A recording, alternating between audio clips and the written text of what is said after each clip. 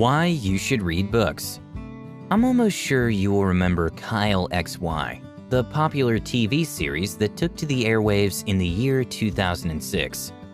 The lead actor was Matt Dallas. It was mainly about a brilliant kid who stayed in an incubation tank that had all the attributes of a womb for years. He could memorize the content of a book word for word by merely flipping through its pages.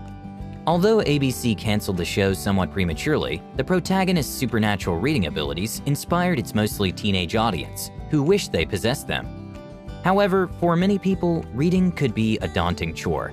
They'd rather spend time on activities that don't require as much mental effort. For instance, me and millions of viewers followed the blockbuster series Game of Thrones. But very few know that the movie was a book adaptation, and even fewer people would have read the book. But why is this so?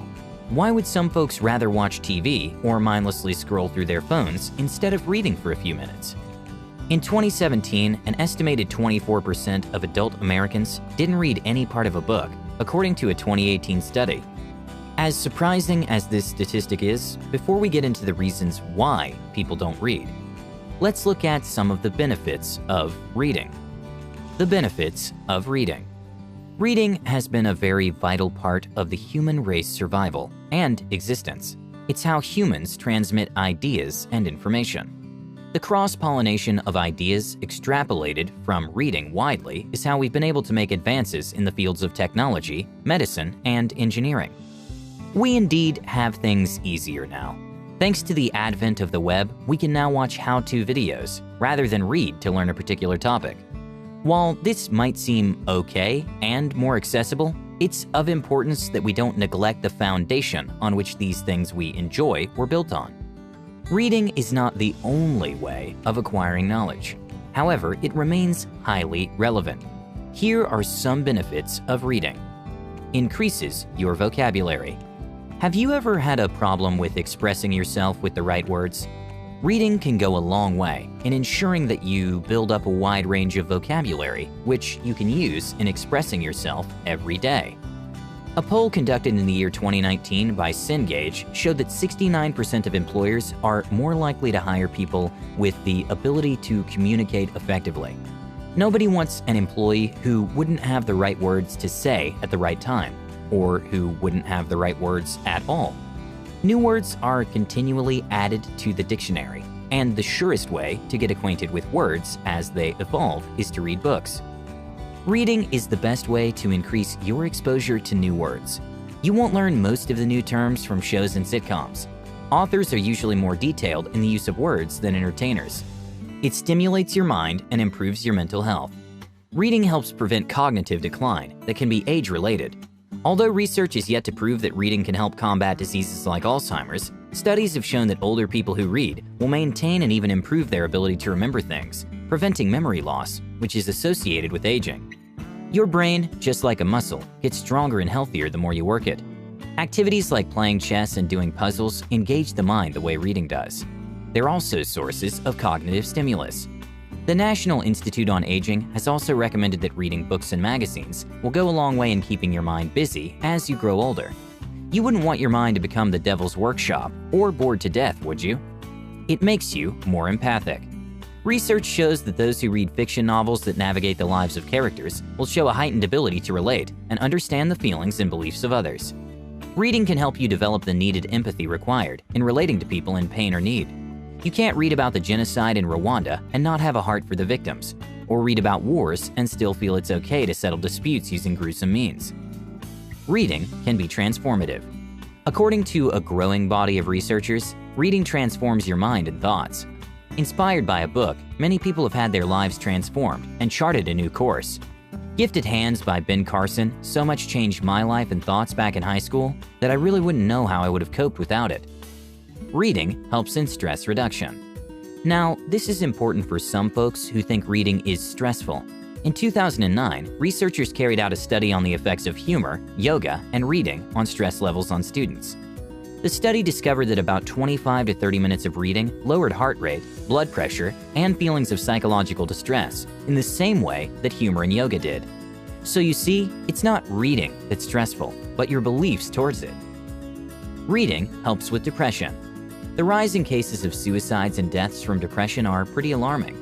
Reading fiction can help a depressed mind escape their troubled world into a world where they can feel safe and valued. And if done continually, it can help them begin to see reasons as to why they can come out from every situation they're passing through. It lets you in on the ideas of others. Having just an opinion on a subject is detrimental to any kind of meaningful growth. Ideas need to be collated from time past and present, and the pros and cons weighed in order to create something truly outstanding. This has been very important in the numerous breakthroughs we've made in various fields today. No idea is a waste, be it successful or not. Now you know why you should form the habit of reading and encourage the younger generation to do the same. Aside from the benefits listed above, encouraging youngsters to start reading rather than play video games all day helps them to build discipline. Building discipline early will help them navigate life better and form a foundation for enduring success. So, how do you go about developing the habit of reading? You can start by following the simple steps stated below. Change your mindset. The belief that reading is stressful or difficult is one that hinders so many from taking up the habit. But nothing could be further from the truth. When you read something exceptional and come to realize the importance of books for learning and growth, you will find it not only enjoyable, but also a form of stress release. However, to start, you must find something that genuinely interests you. Read books that interest you. A work of fiction will be a good start, or an inspirational nonfiction book that you can relate with, like the Ben Carson book I read years ago. If the prospect of reading a book seems daunting, start with articles, blog posts, and other shorter forms that interest you. It just takes one excellent writing to make you fall in love with reading. Read at least 30 minutes every day. Carve out time from your busy schedule to do some reading. As little as 30 minutes every day, followed consistently, will help build the habit up over time. And before you realize it, you could be reading as much as 3 books a month. Carry a book everywhere you go. While riding in a taxi, waiting in line in the airport, you can start reading and gainfully employ your waiting time. Ebooks are now a thing, so transform your smartphone into a portable library and make it easier to carry your books around. Now, let's look at some of the common reasons why people don't read. No time to read. Understandably, this is the most common reason. Everyone is busy. You have your work, household chores, parental responsibilities, and a million other things needing your attention. You also have just 24 hours for them each day.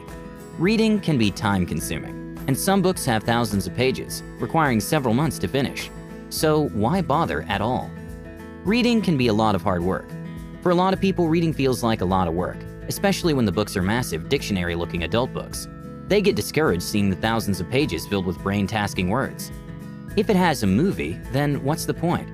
It used to be this, statistically speaking, books that have been adapted into motion pictures are most likely to get less attention after the motion picture has been released.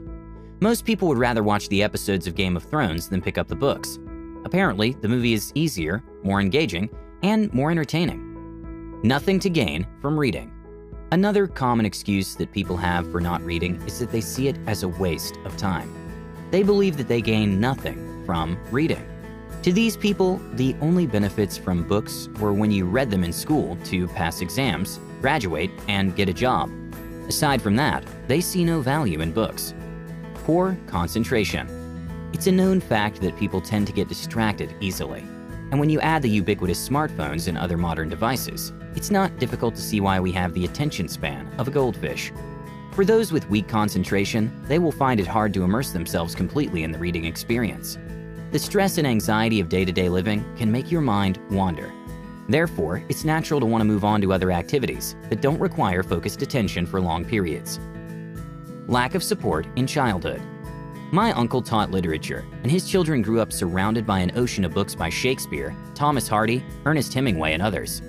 Having no source of entertainment other than classical English literature at an early age made them develop a lifelong love affair with reading. People that don't read are usually from homes where parents didn't read and didn't promote it either. But it doesn't have to be this way. In conclusion, the foundation for all the progress we have today is all built on the knowledge found within the pages of books. So it's safe to say reading is one activity you must learn to do if you want to get a head start in life. Even if you're not naturally inclined, make every effort to grow this habit. Most of the world's greatest leaders and successful business people have a large appetite for books. It's reported that Bill Gates reads as much as 50 books in a year. Warren Buffett reads 5 newspapers and over 500 pages of reports daily. And Mark Zuckerberg reads a book every 2 weeks. So, who knows? Reading could just be the secret pass to the Billionaire Club. Thank you guys so much for watching. If you enjoyed this video, give it a thumbs up and share it with a friend. Consider subscribing to this channel if you haven't already. With that said, I'll see you in the next one.